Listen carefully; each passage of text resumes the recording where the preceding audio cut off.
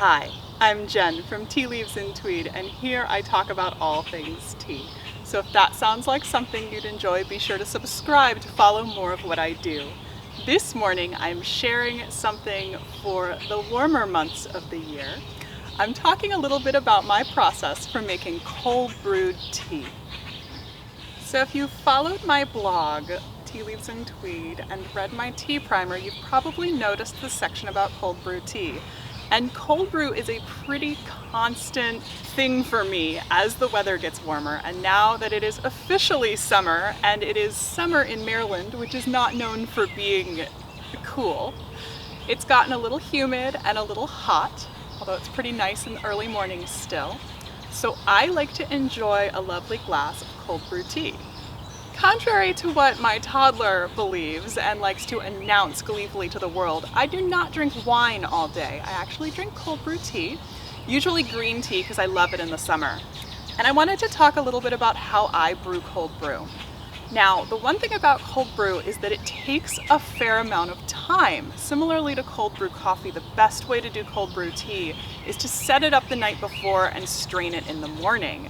So here I have my TV magic of the jar of cold brew that I strained this morning. So last night I took about 12 grams of jasmine tea because I had it out from my Uncle Iro video, and I put it into a carafe and filled it with cold water, just cold filtered water, and put it in the fridge overnight.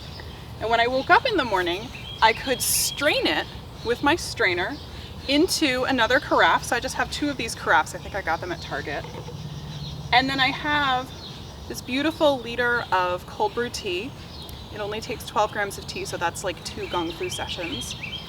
I love to drink it out of a wine glass because it just feels a little fancy. And I can drink this all morning. And the lovely thing about cold brew with whole leaf tea is that you can still re-steep your tea. It might be a little bit weaker. So I've taken those same tea leaves and refilled the carafe this morning. And I'm popping that back in the fridge so that I can have more cold brew this afternoon. One thing I don't know is how cold brewing really affects the caffeine levels. I've heard rumors that it has much lower levels of caffeine, but I still play it safe and I try not to drink any tea after about 4 o'clock in the afternoon.